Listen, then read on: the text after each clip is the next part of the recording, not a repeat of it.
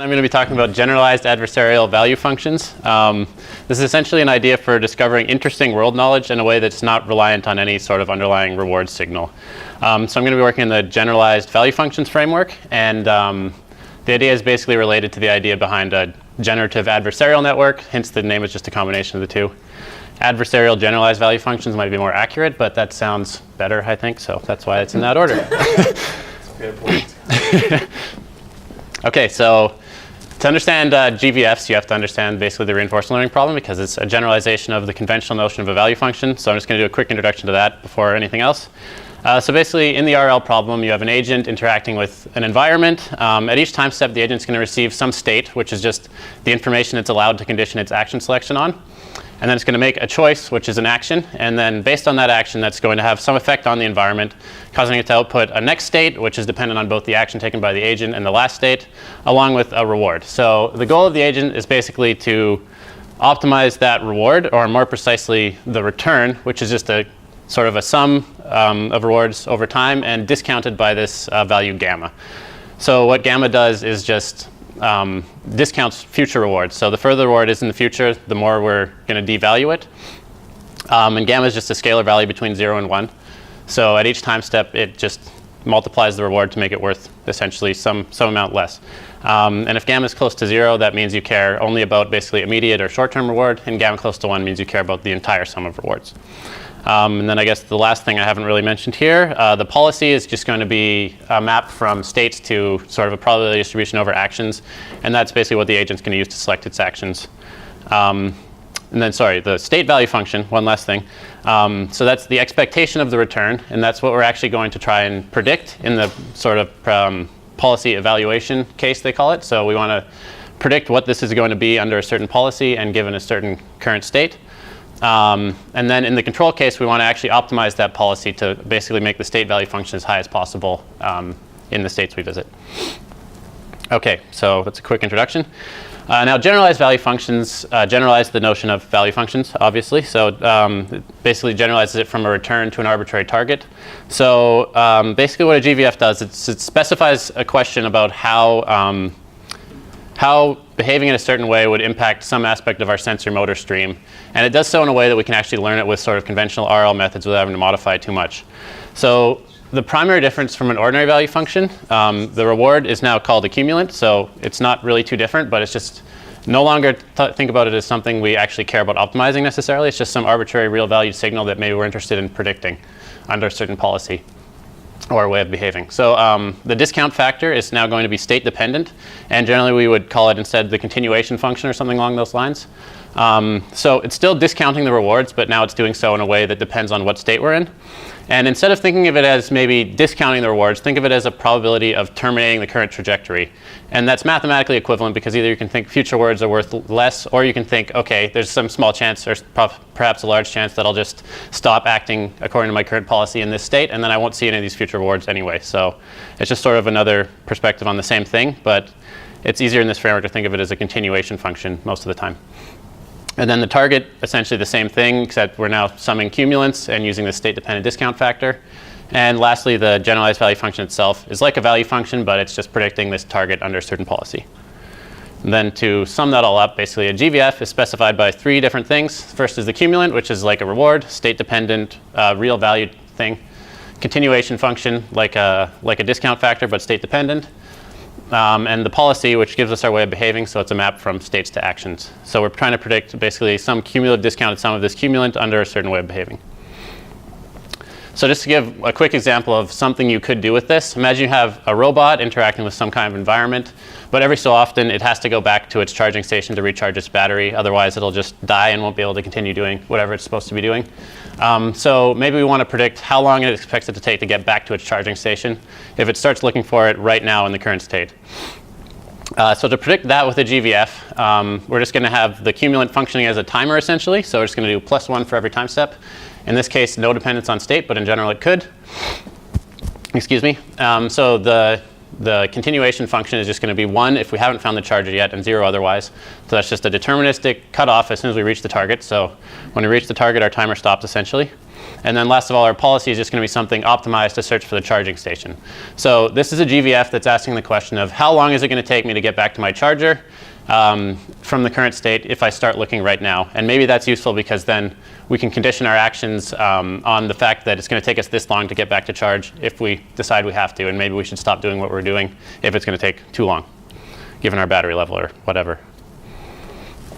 Okay, so that's all well and good. We've got basically some way of specifying questions about the world such that we can answer them with our standard temporal difference learning methods. But you could still ask the question of where these actually come from. So one way is just you handcraft them, which is potentially useful in a lot of cases. You could come up with interesting questions and you can still have your agent learn them.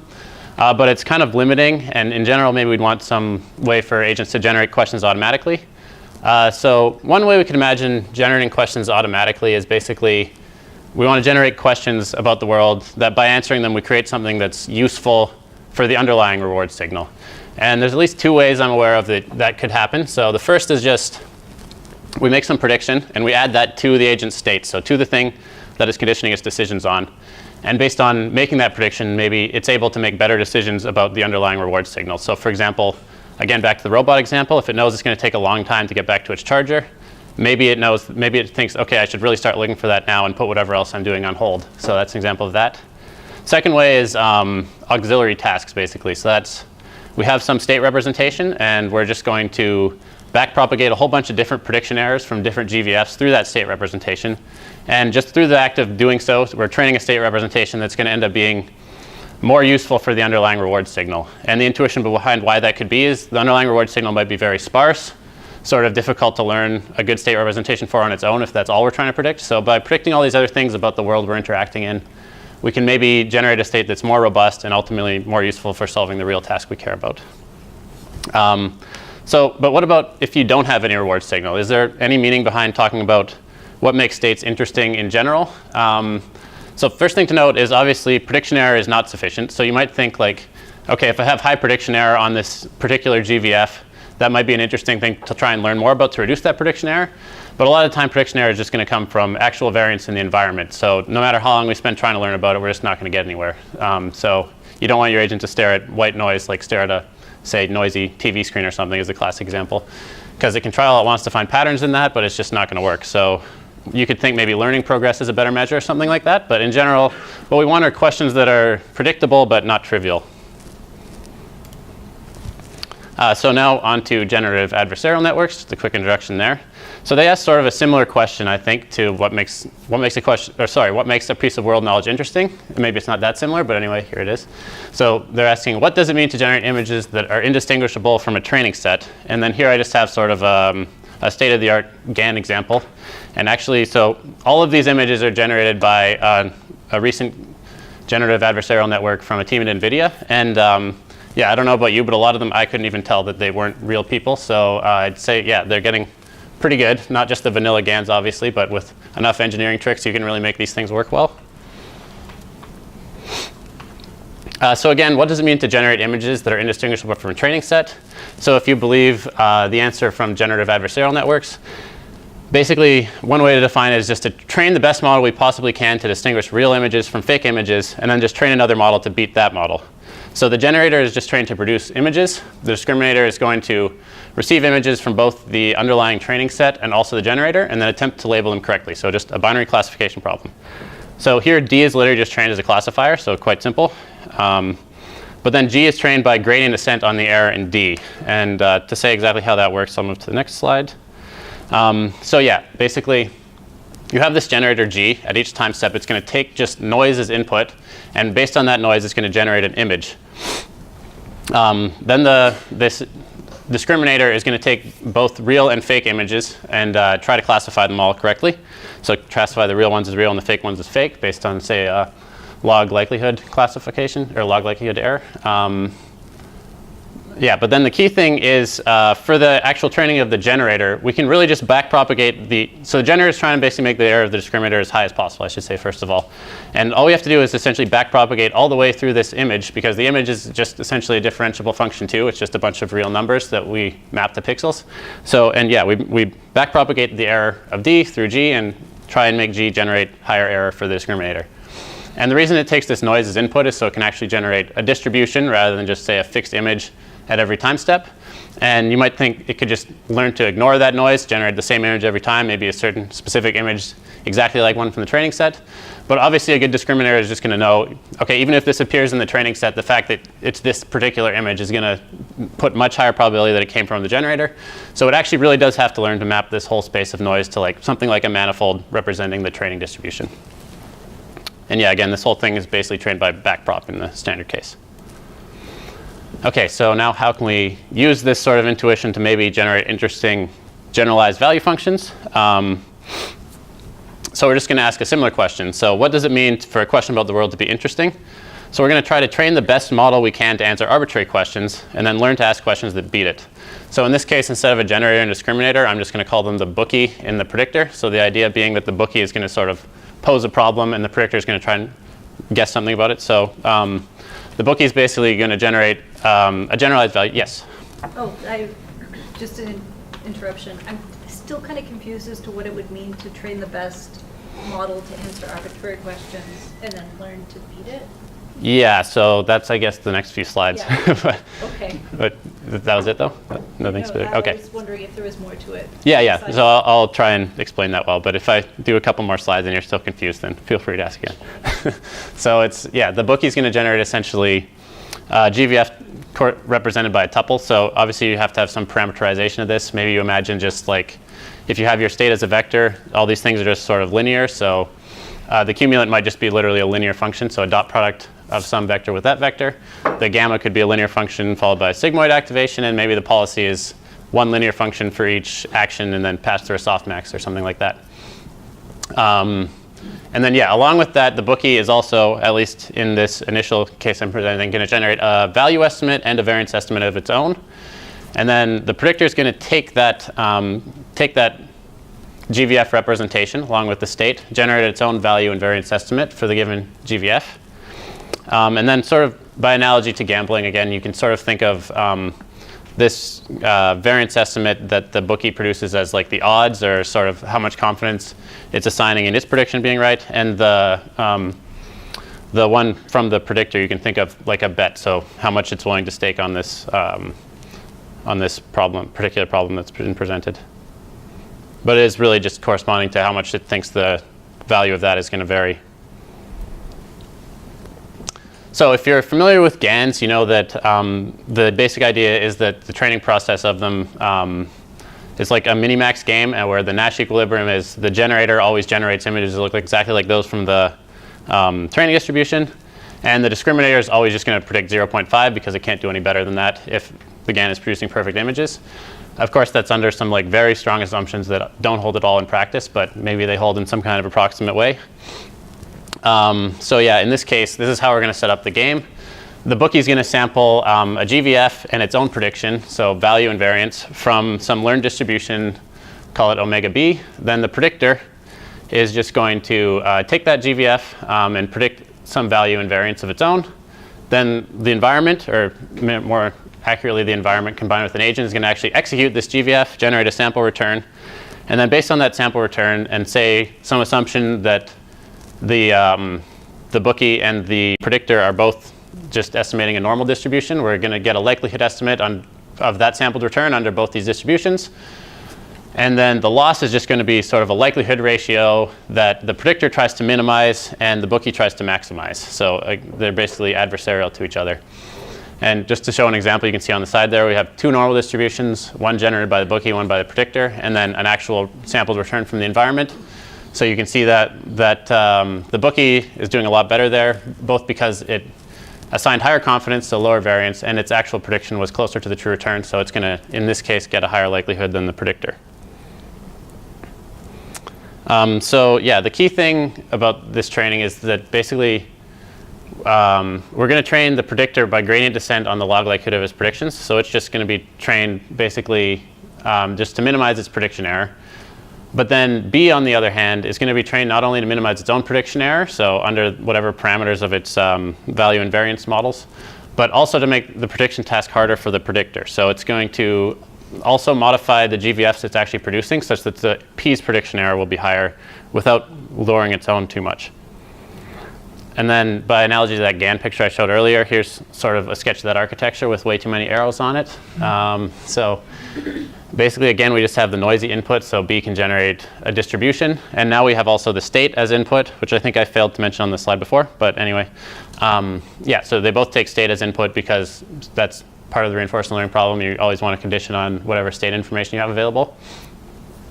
So yeah. Based on that state and the noise, the bookie is going to produce some parameterized GVF, so a cumulant, gamma, and pi. And remember, these are functions. So each of these is some kind of map from a state to that particular thing, not just one fixed value, for example.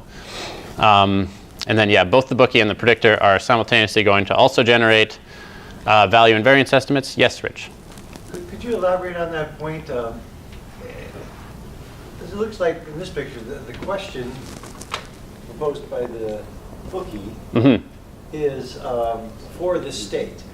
Yeah, so it is going to be for this state, but it's going to run it from this state, basically determination. So and maybe there's probably a lot of variance reductions you could do on this basic algorithm, but I'm just keeping it simple for now. I don't see state appearing in the loss function.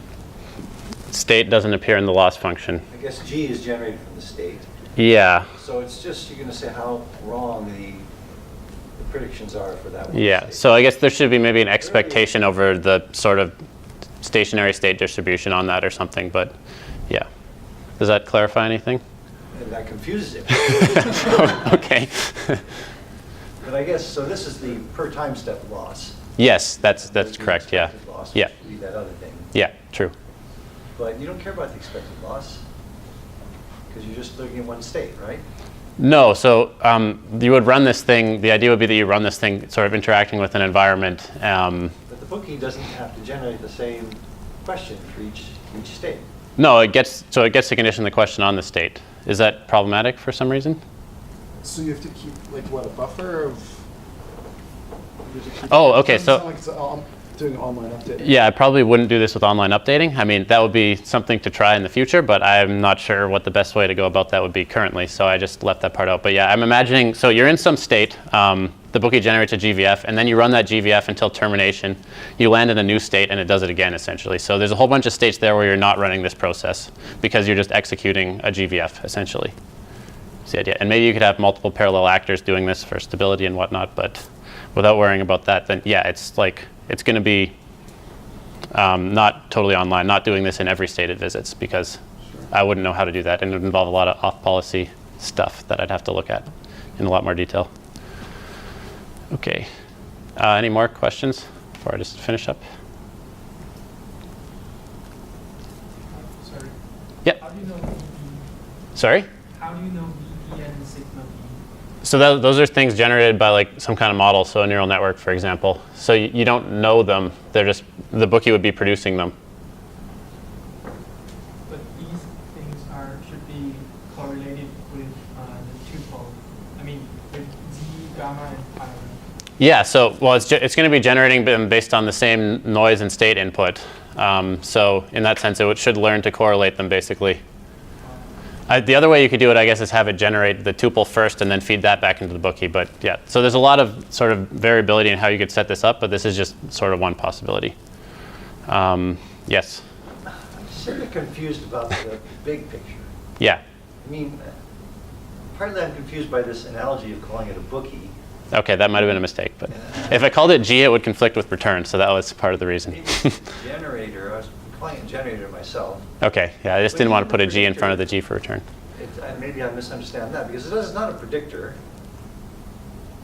Its job is not to produce a prediction. Well, it produces a value prediction. It just also produces a variance prediction. It seems, does it produce a prediction, or does it produce a value function? What would be the difference? One's a number, and one's a GVF. Okay, in that case, it produces a number, but conditioned on the particular GVF. So it's sort of, I guess you call it like a universal value function approximator or something for arbitrary GVFs. It could produce a policy and I guess the policy. Are you talking about the bookie or the predictor right now? Predictor. Okay, so the predictor doesn't produce a policy. It just produces a scalar, basically. It's two scalars, variance and value, but conditioned on the current GVF. So. But isn't it also going to be conditioned on the policy? It is conditioned on the policy. Excuse me, it is? Yeah, that's one of the lines there. So you have to parameterize the policy somehow, so it can actually be a neural network input. But the policy is the pi, that's sort of the light blue colored thing up there. The predictor receives a parameterization of the GVF that's to be executed. I see. Yeah. And yeah, this is all sort of open-ended, so I imagine in practice there's a lot of things you could hopefully do to improve this, but this is just sort of a first crack at how this architecture could look. If the policy representation comes from the bookie, Mm-hmm. couldn't he just give you like a really bad description of the policy? So there's not any representation learning going on here that I've actually written out. So imagine the policy is just sort of a series of vectors for each action, and you're just dot producting them with the state to get your action probabilities, and then say take a softmax. So it can't just produce sort of a bad representation because it's not doing any representation learning that I've shown here. So that's another question. How would you actually set up a state representation for this? But it's basically the policy just is going to act on the state directly, so it can't do any sort of mumbo jumbo with screwing up like the underlying representation, because whatever it suggests as a policy is going to have a direct map to how states are mapped to actions, essentially. But the representation learning problem, I agree, is like an issue. Like, how are you going to, say, propagate errors through this state if you want to train it based on underlying observations or something? And I would imagine that would have to be done with some other error signal, because I don't know how you would incorporate that into this in a fair way.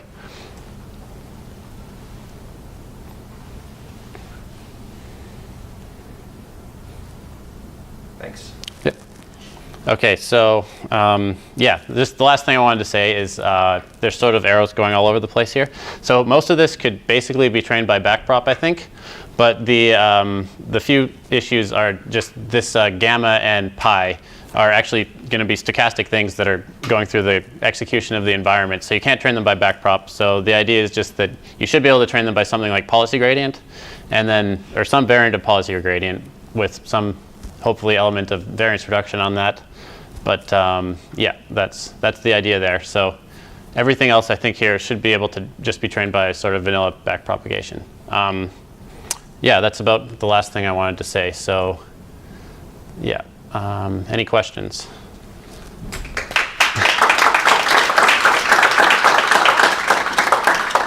And I'll go back to this because I feel like there's more questions about this. So the whole idea of this architecture is to come up with interesting questions about your environment. Yeah. Right? And so the idea is, by having this adversarial, you want your bookie to make as hard of predictions as possible for your predictor. You're making the assumption that a hard prediction to make is an interesting prediction to make. Kind of, except, okay, yes, I guess so. But it has to be hard but possible. So if it just predicts something that's going to have a lot of variance, then that's not going to benefit it, because it also has to attach a variance estimate to this thing. So then the predictor can just get off by picking any value it wants and assigning a super high variance if really the answer is just completely noisy. But so isn't the bookie's or the generator's goal to make it as hard as possible for the predictor? Like, yeah. Yeah, but also the thing is the generator or the bookie is also forced basically to come up with a value and variance prediction, and it's punished for being wrong just as much as it's punished for, or rewarded for the bookie being right, or the predictor being right, sorry. And actually one modification I was thinking you could make this, I'm not sure exactly if this is the best way to set it up, so I imagine there's a lot of things you could do that are sort of equivalent, but maybe more stable or something. But one thing I could modify is maybe the bookie produces both the value and variance, but the predictor only produces a value estimate, so it really just predicts a single value. And then you would just constrain it to have the same variance as the bookie. And I think that would still be sort of a well-formed problem, but now you're basically putting all the onus on the bookie to say, okay, how much confidence is needed for one or the other of us to profit from this thing? So that might be actually a better way to set it up, but I need to think about that more. And maybe there's a totally different way to set it up that would ultimately be even better than that. I don't know. Because just like thinking about it, imagine some local minima where the bookie has some hidden state. that the predictor doesn't have any knowledge about, and that's how it's making its value predictions. But then But they're receiving the same state, so. they're receiving the same state, but it's learned something, right, to make Yeah. it as hard as possible for the predictor. And so it's throwing garbage information into the cumulant gamma and the cumulant discounted policy. Mhm. But it has its own unknown to the predictor hidden state about the noise in the state. But how That can is it, making it can't be unknown to the predictor. It can't be something that the predictor couldn't learn because they're getting the same input. Doing it on the predictor. Yeah, so. Cool. So now, the bookie. You can call it a generator if you want, I don't mind. Generator, the behavior Yeah. policy is, its goal is to produce something, is to produce a return. How do you evaluate the bookie? You have that equation that's supposed to try Yeah. to optimize, but it seems that equation involves V of G is like the probability of generating G, excuse me, right? Or, I mean, how do you go from G to that number? How do you go from G to that number? So some sense of whether how to evaluate B, to evaluate the bookie. Right, okay, so I guess the simple part of the equation is just that the bookie is evaluated on its own prediction error, so that's the easy part. But the hard part is the bookie is also evaluated by reducing P's, or increasing P's prediction error, right, or decreasing the log likelihood of P's prediction. So there's basically a Ratio is, I don't know what that means. I see. Well, you could split it into it's a log, so you just could split I it know into a what G minus is. if you want. I know what G is. Yeah. What's So little b? what's B? Little b. Little b is a probability distribution, so likelihood. So it's basically what you're seeing in this graph. So the does it place that come G from? hits this. So each of these are predicting a mean and variance, right? And if you make like a Gaussianity assumption, so they're only allowed to produce predictions that are Gaussian, or predictions about the distribution that are Gaussian. Then basically little b is just going to be wherever this G hits that distribution that the bookie's predicted, right? So literally just the likelihood under the bookie's produced distribution of that particular return. So both the bookie and the predictor are producing Mean distributions. variance Yeah. of the return. And again, just to stress, I think it might be better if only the bookie produced mean and variance, and the predictor is just constrained to produce just the mean. So the bookie would essentially set how confident the two of them need to be to profit from this thing.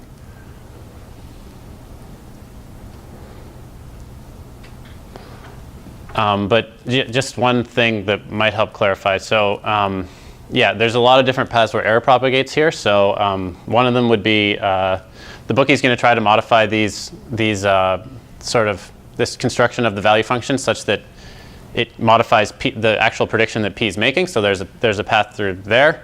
But then it's also going to try to modify them so that the path through the environment is actually affecting the sampled return. And that's something that you'd have to do at least partially with policy gradient, because you can't just backpropagate through this execution because there's stochastic things going on in it.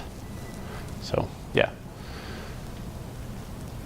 But basically there's two different paths through which B can influence this P thing. And one of them is through the G itself, and the other one is actually through affecting the prediction that P is making, because it's conditioned on these three values there. Is the bookie also trying to predict G? Yeah. So that's kind of an awkward constraint and seems counterintuitive, but I didn't know how else to set it up, so yes. That's why I think it might be better if the bookie's sort of the only one that produces the confidence estimate, and the predictor's constraint just be a predictor. Yes? So this seems like a fairly complicated setup. Yes. And GANs have various degeneracies that people describe Mhm. in literature, as well as like trying to estimate a full probability distribution.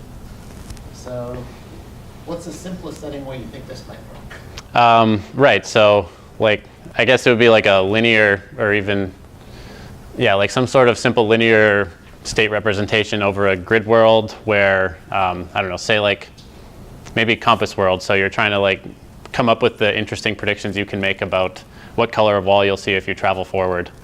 That would be, I guess, a setting where it could work. So yeah, you have four different colored walls, and you're in some specific state within that. Where that state comes from would be another question, but yeah. Sorry, that's probably not the best answer, but yeah, I guess I haven't thought about that too much. I was just interested in setting up this sort of framework. And yeah, definitely would like to think more about how or where it could work, though. So if you have any ideas, I'd love to hear them. You might want to start with the bandits. I don't know if it even makes sense there, but yeah, might be something to look at. Yes? For better intuition, would the expected value of this loss be the KL divergence between these two predictive distributions? So I don't think it's exactly KL, just law. Just. The expected value. Oh wait, okay, that's a good. Because what would the expectation be over? One of this distribution. I'm trying to think if that's true. Well, your expectation is over. Yeah, I don't think you're taking the expectation. You're not taking the expectation over either of these distributions. So I think the answer is no. You're taking the expectation over just sort of the actual outcome of returns. So it's, yeah, I don't know what you'd call it. There's probably a word for it that I don't know. But not KL divergence, I don't think, no.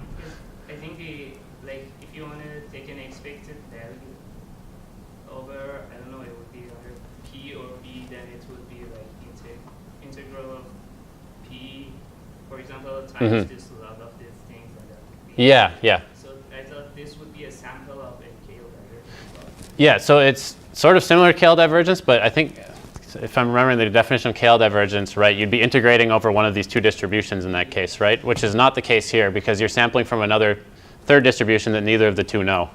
So it's like sort of, it's just a likelihood ratio between these two things under the sort of this third unknown distribution. So maybe it's related to the KL divergence, but it wouldn't be exactly that, no. Okay. Yes? These two functions, little p and little b, Mm-hmm. are they really the same function? Just with different arguments? No, they would. So they're both learned quantities, so they wouldn't be no. But I guess they would both be trying to learn the same thing. They're learned quantities. Yeah, so the bookie and the predictor have to learn them independently. So they were Gaussians. Oh, sorry, okay. Little p and little b. Oh, yeah, okay, they're the same function. I guess literally. I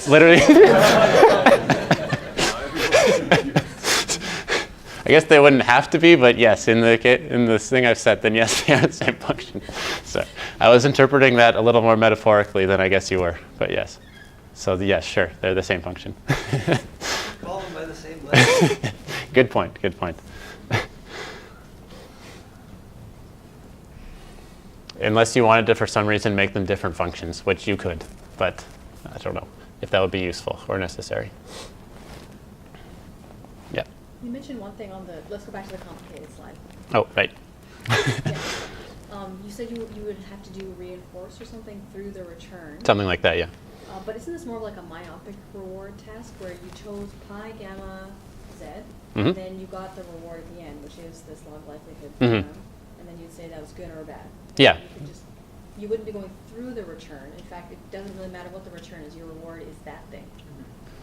I mean, the return about that. matters. Well, yeah, isn't the return a quantity in that? And you would be sort of modifying the return, or the expected return at least, by modifying these quantities. So especially z would be directly modifying the return because you'd literally be changing the map from states to cumulants. So that would modify the return in that sense. That's So, true. yeah. You would modify the return, but in some sense you could kind of forget that you went through this complicated task of getting the G, and all you care about is the reward at the end. This is the reward I got for doing this. Yeah, so I guess that's kind of the idea of reinforce, right? At least the vanilla version. It basically just runs the whole thing, and then it's like good, bad, change. But here one time step is sort of, One execution. yeah, okay, that's true. Yeah. I'll talk to you about that. Okay, I'm guessing there's probably like, I'm hoping there's a better way to do that because I wouldn't want to run it like just vanilla reinforce because I think that would be slow, but anyway. Okay, P and B They're the same function. Just call them n for Gaussian or normal distribution. Gaussian distribution? Yeah, they are. The way I presented it. So It's they're not a learned that's a function. constraint, but okay, no, they're not a learned function. The parameters are learned. Sorry, you're totally correct though, and I probably should have just written that as n for normal distribution. To be honest, it would have probably clarified things. That was the same question again, or was that different somehow? Whoops. Okay. I'm getting there. Yeah, and I know this has a lot of sort of open-ended points in it. I don't think this is necessarily a full system, but I think it's at a place where I could test it on something, but I'm not sure if it would be a good idea or have a high probability of success. So, sure. I think we'll probably have to end soon, but I Okay. have one more question. I like this is an interesting idea, by the way. It's really cool. Thank Do you. you think of any other functions that would drive the learning for your bookie? How do you mean? Oh, like other than the exact way I've set it up here? That's right. So I did originally, but then I talked to Roshan and decided this was the cleanest way to set it up, so I just did. But originally it was more like, so yeah, one thing, just I'll say the same thing again, but so I think it would be cool if maybe the bookie produced both a value and variance estimate, but the predictor only produced a value. So because I don't think that would necessarily break anything, and then it'd just be like the bookie is essentially setting the stakes of this particular bet. So, and the predictor would just have a simpler task of just predicting a value. So yeah, it essentially creates more asymmetry between the two, and that could probably be good in this sort of adversarial setting. But yeah, and then I did think of another one earlier, which was basically just the predictor would just literally make a bet, and that would like somehow weight this thing. I don't remember the details. I thought of it a while ago and then changed it. But anyway, yes, yes is the answer. Great. Could you walk me through how you expect this to unfold over time? Like, it's not clear to me why you would want P and B to produce different value estimates. So I can Right. imagine that they produce different value estimates right at the beginning, and that indicates, oh, this is something interesting, I should go learn about it. Except B is going to suck at predicting it too right then. Yeah, that's true. So I guess the idea is just through the sort of randomization process of your initialization and the random noise that's feeding into B, B is maybe going to come up with some interesting things that actually do end up beating P, and then P, it's always going to sort of be learning to keep P on its toes effectively. So yeah, the idea is that through the whole adversarial nature of the thing and randomness, they'll hopefully get to some interesting places in the state space, or rather sort of interesting places in the space of GVFs, I guess, conditioned on particular states. But yeah, I agree it's open-ended whether this would work at all or just sort of collapse, or maybe you'd have to do something more clever than I've done here to make it work. Because, yeah, so this Minimax game I've written at the bottom here, sort of in the case of GANs, there's sort of this nice property that if you assume both the generator and predictor are sort of capable of perfect representation of their respective things, then you, in that specific very, very strong case, then you actually would have this sort of Minimax game actually make sense. But in this case, the Minimax game doesn't really make sense, because if you, let me see if I can logic this out again. I thought about this to myself a while back, but so basically, if you're always training the inside minimization like to completion, then it's always essentially going to be a perfect predictor just of everything basically, and then the max isn't going to be able to do anything at all. So the Minimax game basically falls flat, because as long as this predictor is perfect, then it can't do anything to fool it. And it's maybe not going to come up with any more interesting GVFs, which is a quality that GANs don't really have, because in GANs, even if they're both perfect, you still even if one of them is perfect, you still, in principle, if you play this game, converge to the right thing. But that's not necessarily something that happens here. So for this Minimax game to even make sense, I think you have to restrict both omega, B, and F to, say, particular classes that are representable. So if you don't restrict them, then I don't think the Minimax game makes sense anymore. So that's one thing. I don't know if that clarified much, but happy to talk about it more later. Okay, E. thank you.